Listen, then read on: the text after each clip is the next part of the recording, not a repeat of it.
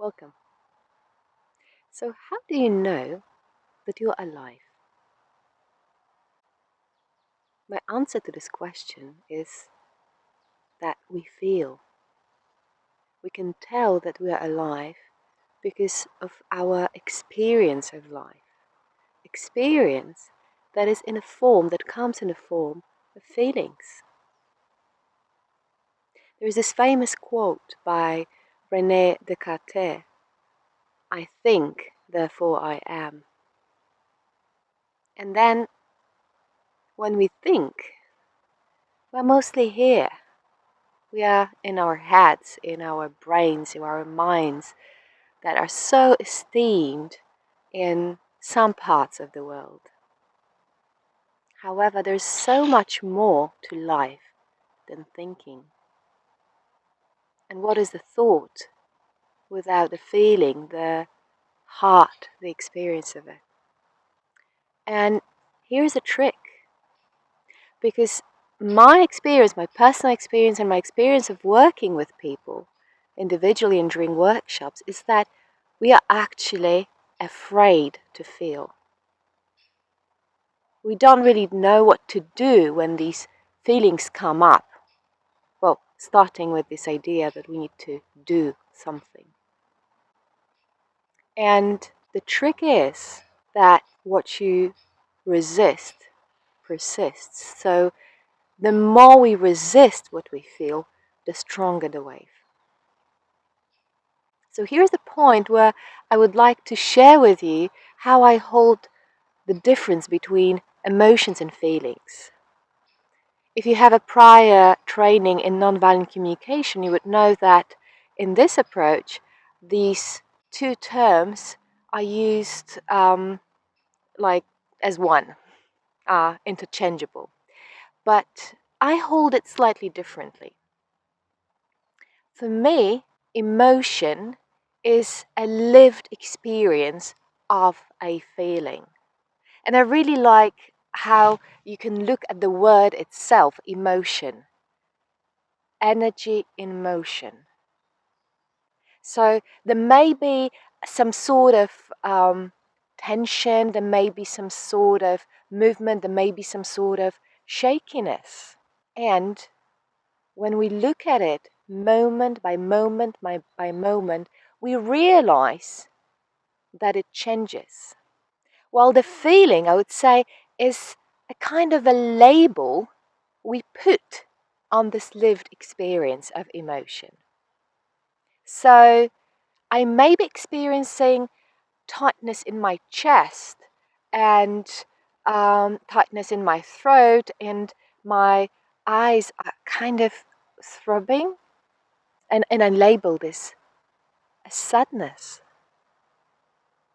And then the tightness may relax a bit and be experienced as heaviness, and it may move a little bit down to my belly, and I may notice that my shoulders are going down with it. And I would still call it sadness, but the felt quality of it is different. Why it matters is that when we look at feelings, we may experience the feeling states for hours or days or even months at a time. Well, when we look at our emotional lived experience, it changes moment by moment, as I said already. So how do when I think about emotions, I really enjoy this metaphor of a fire hose, or like a garden hose maybe. So when you think about a garden hose, and you think about this first moment when you turn the tap and the water starts coming through the hose, what happens? My experience of it is that the water often starts sprinkling around, like, right? Especially if we turn the tap intensely, like, when the flow of water is intense. When it's a little bit, it just flows. But when we turn it from 0 to, I don't know, like 70%, the hosts start to go haywire. And what happens then? Well, after a moment, it kind of relaxes, and the flow becomes more steady. And it just flows, flows, flows, until there's no more water or we turn the tap. So what does it have to do with our feelings? Or our emotions, for that matter? Well, the way I see it is that when there is an impulse from the outside world, and we or a nervous system interprets this impulse in a way that it triggers emotion, then it is exactly like the water, the energy of the emotion is moving through our body like water through the garden hose. And what happens when we are afraid of feeling whatever we're feeling? You know, what happens for you when you're afraid? We often get tense, right? So what do we do with this hose? We clench it. Yeah, we tighten it. It's breaking over. Let's stop it. And what happens then? The pressure increases, increases and increases. And, well, in some cases, at some point, boom, it explodes, right? All of a sudden. In some cases, it finds alternative routes where it can go. Maybe not here, maybe there, you know? This pressure needs to be released somehow. So the point that I'm trying to make here is that when we stop resisting whatever we feel, and we learn to feel safe with our emotional flow and relax, you know, kind of open up this hose of our body, the emotions can just flow, move, and make space for new experience and new experience and new experience. And what we can do is we can expand our capacity to experience this emotional flow. So to start with, you may be able to experience the emotional flow when it's just a tiny bit. But when it gets more intense, you get reactive, and then when it gets more intense, you become overwhelmed and your system shuts down. You're not responsive anymore. You're frozen, you're dissociated. And then with time and with practice, you learn both to relax and open up to more of an emotional flow, and you can increase the size of the hose to the point actually that there may be huge intensity moving through you, and you can still be there, be present. I remember this one moment when there was such intense anger energy moving through me. It felt as if a volcano exploded. I could virtually destroy the entire apartment I was sitting in. The energy was so intense. And I remember this really, it was like this window of awareness, whether I should follow the impulse to like smash everything or just sit through it. And I did the sitting.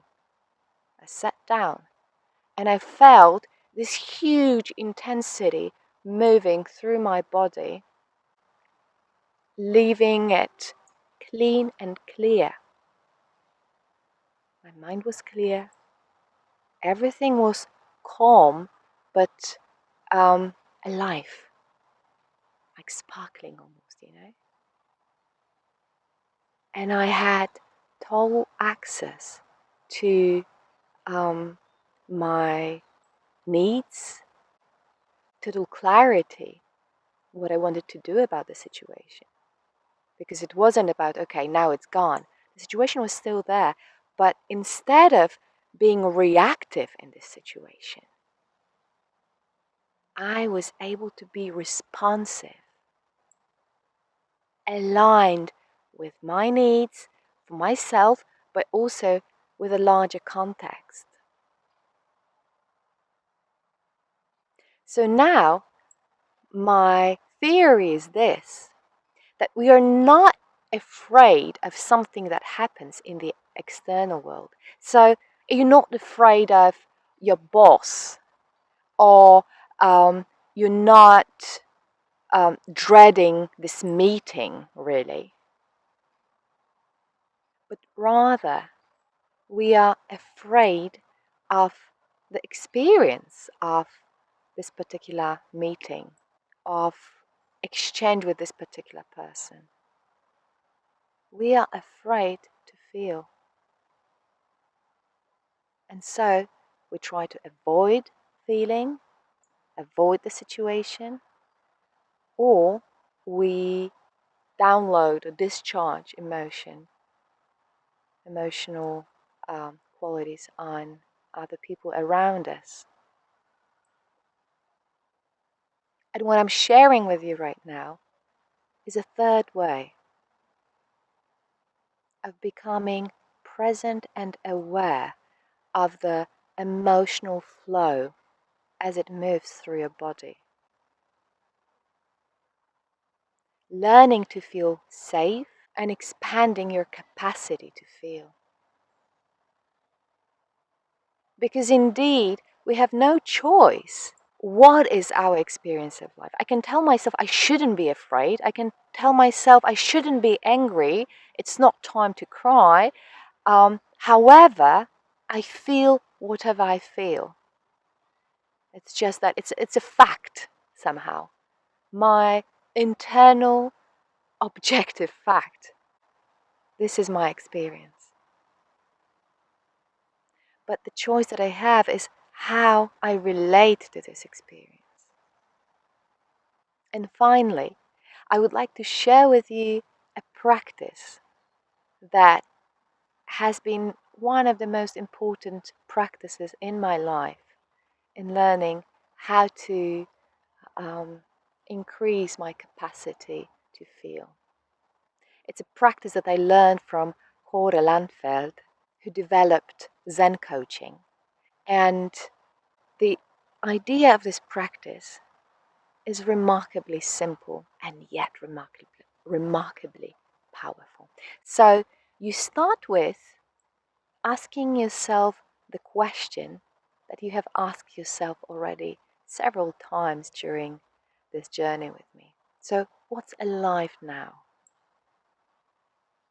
And the point is to really check in with your body, right? So that you notice any tension, any heaviness, any lightness, any relaxation. So some of us have access to all the subtle experiences of our body. But if you're one of those people who don't feel much, you also can just tune in and check if you feel any difference between your belly and your chest, between your chest and your back, between your hips and your legs, or maybe your head and your legs. You may notice that in some places there is kind of more energy and aliveness, and in some places, like some places you don't feel much at all. It often concerns our legs, our lower body, that we're not really in touch with this. We don't feel our legs, for instance. So again, notice what's alive for you right now, what's happening within you, inside your body. And as you do so, just pick one area that's a little bit more intense, like tense. Maybe there's tightness in your shoulders. A lot of us suffer from tightness in your shoulders, in our shoulders. So you can even put your hands there and check, but honestly check, is it okay to experience it right now? Can you say yes to this experience right now?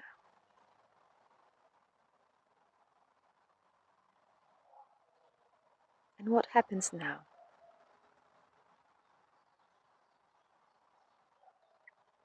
And I imagine that for some of you, if you found your yes, you may notice that the experience changed. It may be still tense or unpleasant, but probably the quality of it is slightly different. And some of you, well, you don't want to feel it. It's a no. So see, here's the trick. You experience whatever you experience. It's a fact. And you don't want to feel it. It's also fact of your internal life. So there are two facts all at the same time. So can you say yes to both? You feel it and you don't want to feel it. In other words, can you say yes to your no? Can you welcome your resistance to feel it? It's unpleasant, I don't want to feel it. And what happens now? See, that's the heart of this practice. That we experience something, we check if we can say yes to it or not, if we can welcome it or not. And then we check again. What's happening right now? What's happening right now? And this is a way how we, at this very basic level of arousal, when nothing serious, nothing big is happening, we can train our nervous system to feel a little bit more safe with feeling, with experiencing whatever is being experienced. And then when a more intense stimulus comes and a more intense rush of emotional energy comes, you may remember this practice and you may just check with yourself, okay, what's alive? Ooh, this is the shakiness. This is the shakiness, I'm afraid. Can I say yes to this? Yes. Can I say yes to this? Yes. Okay. What's alive now? Yeah. And I can see, I can experience how life moves through me, moment by moment by moment. So this is one of the practices that we will explore during our coming webinar this next Tuesday. It's in a week. And you will have an opportunity both to practice and to ask me any questions that come up for you as you do so. And my recommendation is that you start practicing today, and as of today, that you take a moment to practice this every day. And it's really useful to have a buddy for this practice. So if you have someone you live with, or someone like a friend you can call, and you can set up like 15 minutes to exchange this practice. You can do like, I don't know, 5 minutes each, and then have an exchange around how this was. And remember, there is no goal to this practice. It's not about, oh, okay, I asked this question several times and we're done.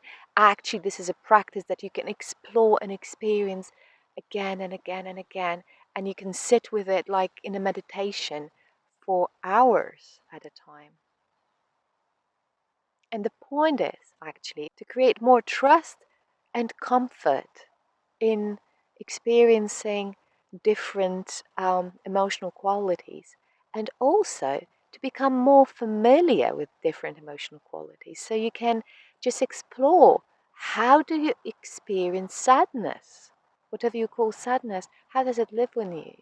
How do you experience fear? You know? So you have this thought, okay, I'm afraid. How does it register in your body? How can you tell? This knowledge, this awareness will be very helpful for our continued journey when we'll be actually meeting and creating relationship with these emotions in your life. Enjoy your day.